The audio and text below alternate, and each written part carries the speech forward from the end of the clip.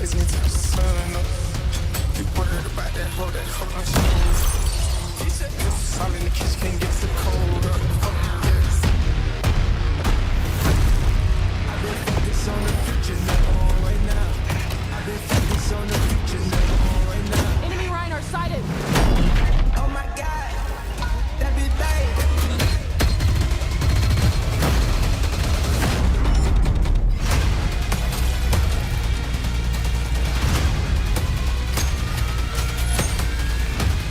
Almost there. We're securing the objective.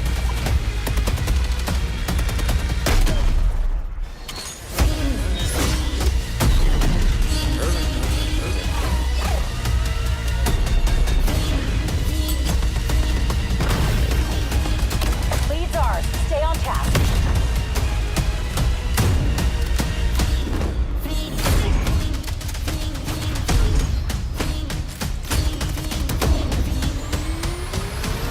Focus on the future, never on right now. Pre-order now and get early access to the open beta.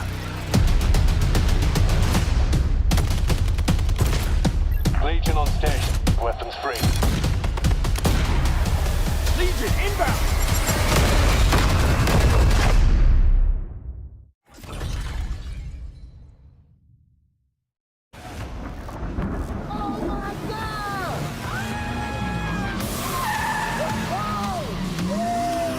What's going on? We're here live at COD Next, Black Ops 7. Welcome to COD Next 25. This is crazy. We're living in the future. I've been so hyped for this for so long.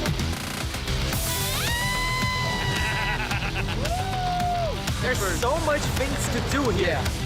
Showtime. Yeah.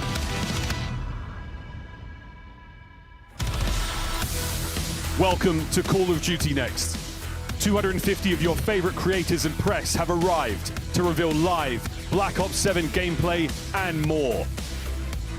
Today, we'll dive into 6 all-new beta maps and show you what's coming to Black Ops 7 multiplayer. Starting with Blackheart.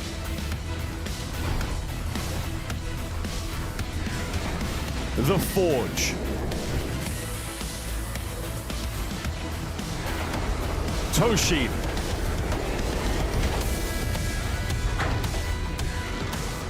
Exposure.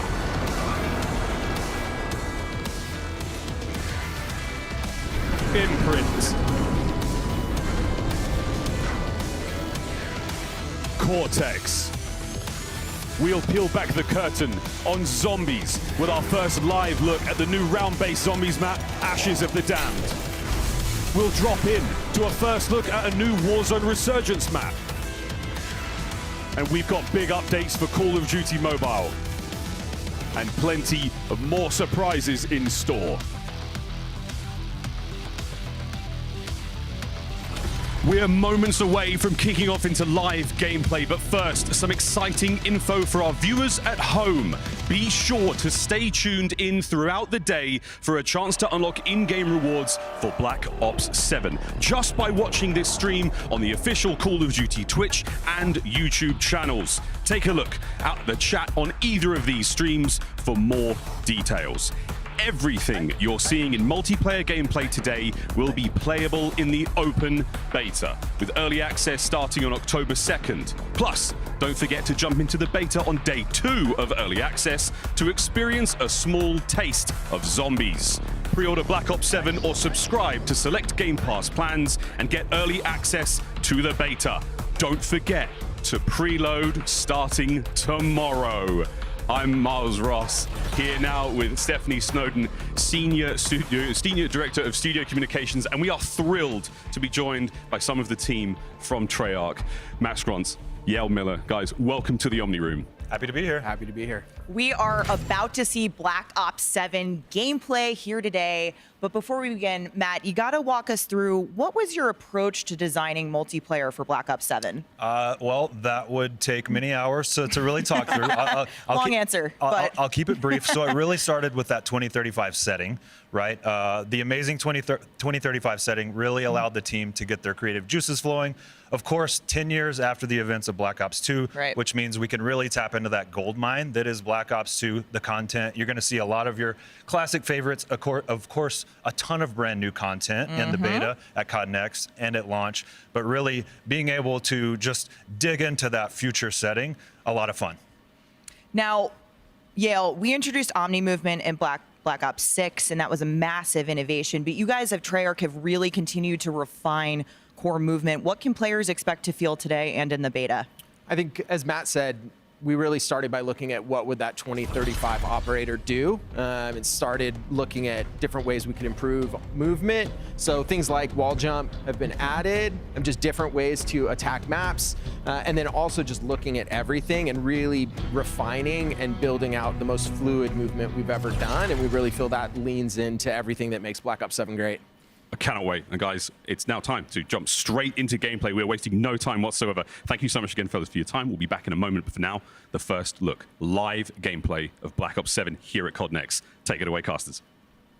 Stephanie, dev team, wow, we could not be more thrilled to get things going. I hold shift here with Dream Crazy. Here's a look at what to expect. Again, as the dev's talking about, we're getting straight into multiplayer. Zombies, Warzone, mobile still to come, but Dream Crazy, we're not waiting, we're not delaying, we're jumping into map number 1. Definitely. I mean, I cannot wait, Shift, as we have so much content here today. Map number 1 coming in on Blackheart, where the guild is extracting resources, and we see a lot of revolving walls. Yeah. That is the one thing with Black Ops 7 that I'm most excited for, is that duality of, of just kind of like interior fights versus exterior fights, with the wall jumping with the walls. You want to talk about walls, Ellen? Take a look at the walls of the venue. Everything lit up, projections are hot, and we're going to start things off with the king. If you don't know, I was going to say you're about to know, but Scump, not the greatest opening starts. Now, let's talk about weapons and all the UI elements just to kind of start. Blackheart, a map that you're going to be seeing a lot of quick, frenetic action, but the thing that we want to keep an eye out for is what weapons, what field upgrades, what are the things that these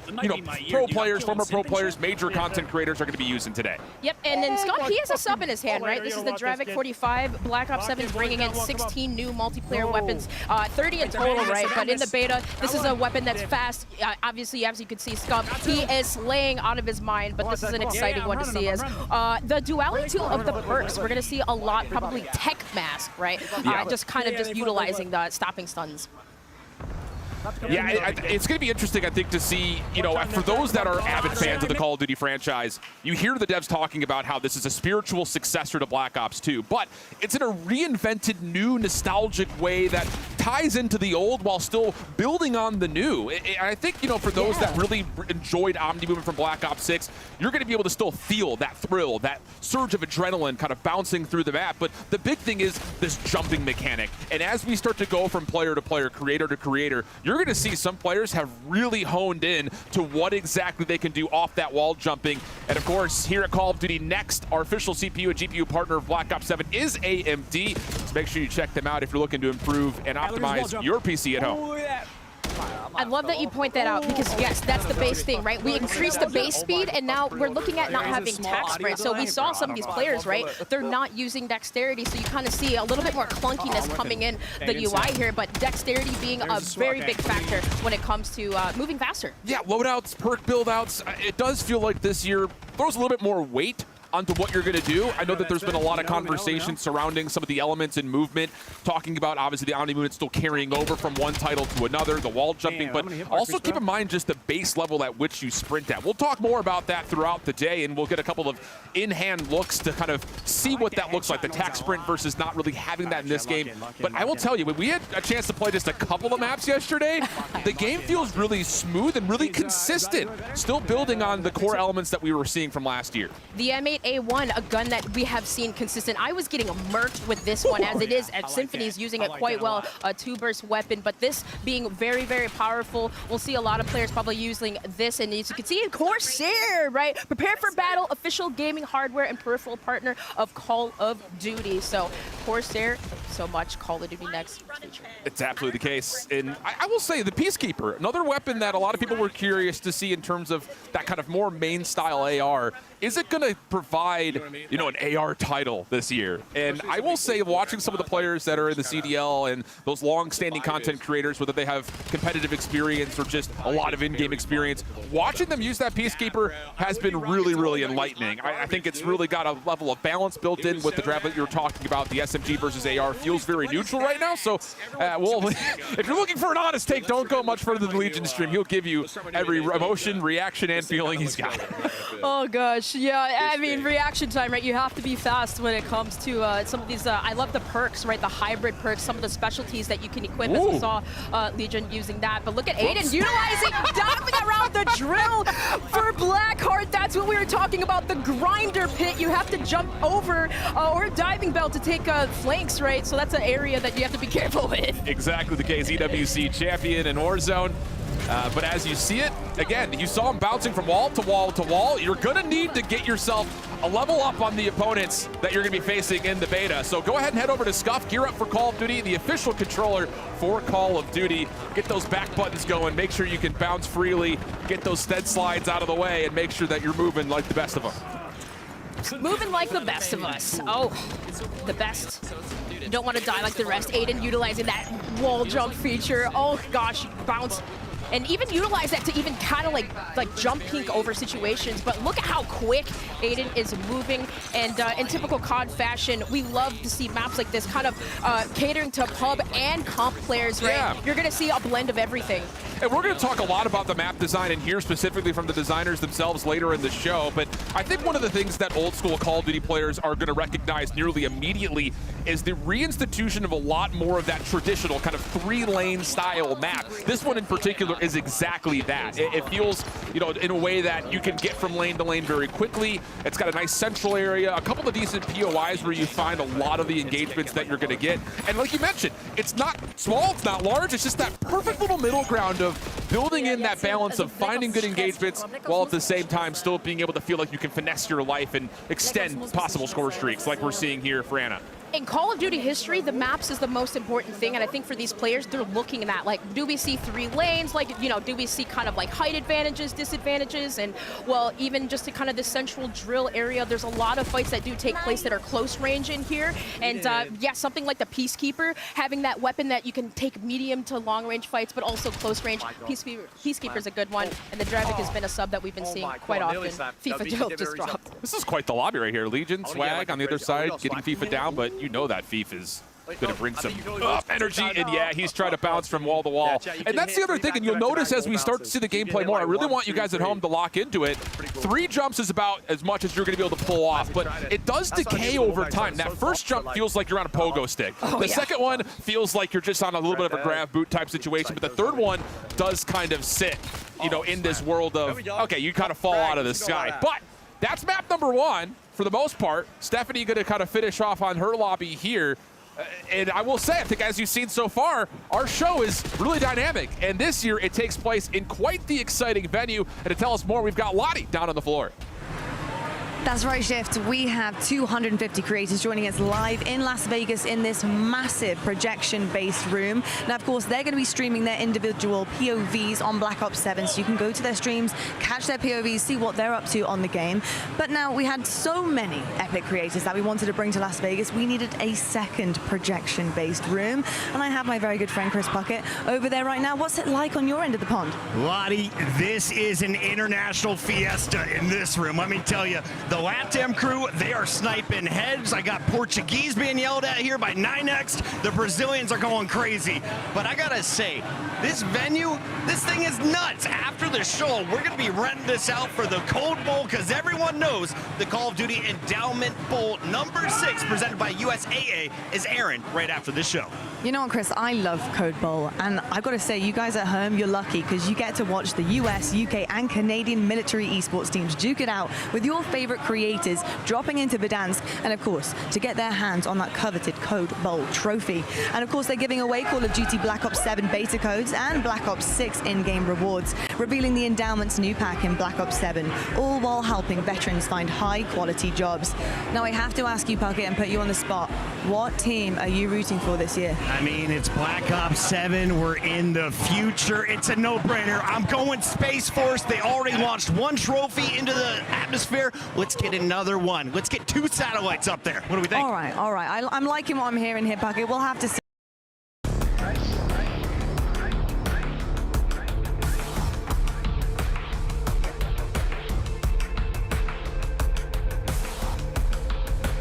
Change your game.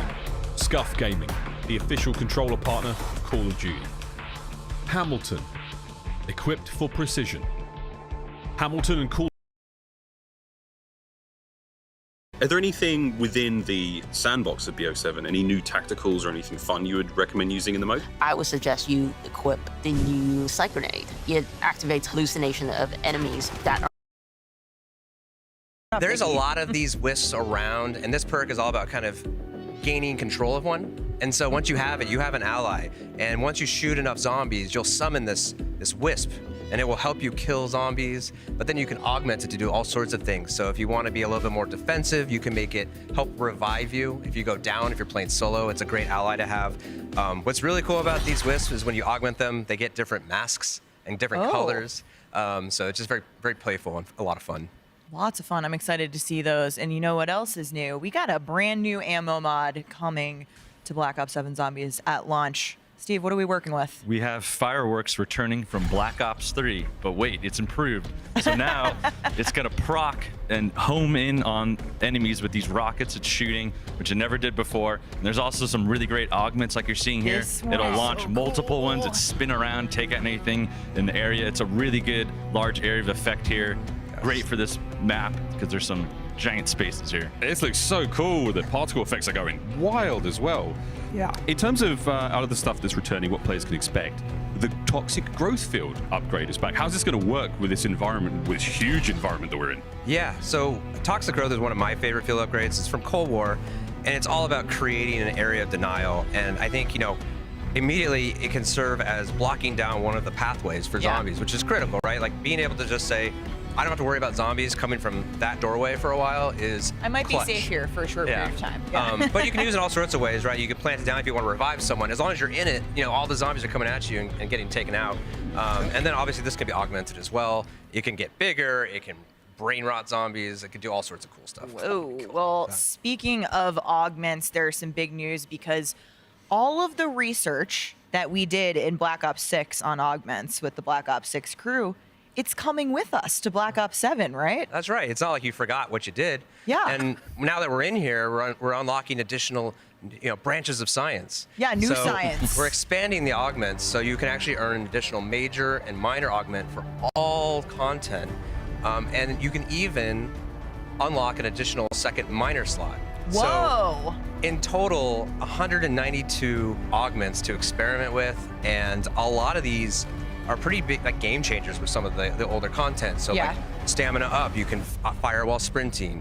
There's a Vulture Aid augment that automatically applies armor plates to your armor, so you don't have to manually plate. I'm so excited about that one. One of my favorites. That and reactive plates. Oh yeah, yeah. Is Ether Shroud is you create an after image that is serves as a decoy, so all the zombies attack that while you kind of regather and kind of re-equip and shoot them. That is awesome. Oh my gosh, so much choice. We have to be seeing some new stuff. We've seen the trailer, we've seen a hint of what may be a new wonder weapon, gentlemen. Let's take a look at the Necrofluid Gauntlet. Steve, what the hell is this? That's a perfect question. What is this? Great question. Yeah, this is an awesome weapon, a new wonder weapon for the map here. It is this weapon of unknown origin.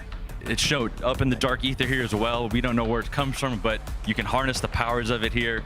It has a great melee attack with the claws on it, but it also harnesses this black viscous liquid here that you can manipulate, so you can fire that out. It goes through enemies. You can recall that back as you're doing that. It'll actually also pull in items, power-ups, and damage enemies on the way, but it also refills the ammo into the weapon, which is completely amazing, right? Oh, yeah. It's really fun. It's like if you manage it well, you're never going to run out of ammo. Exactly. That is awesome. That is really cool. Interesting. Well, maybe we'll find out where it came from or how it got there. I'm excited to use it either way. But in addition to round-based zombies, we're also bringing survival maps back from Black Ops 2. So last week we went to Treyarch to learn about what's headed to Survival.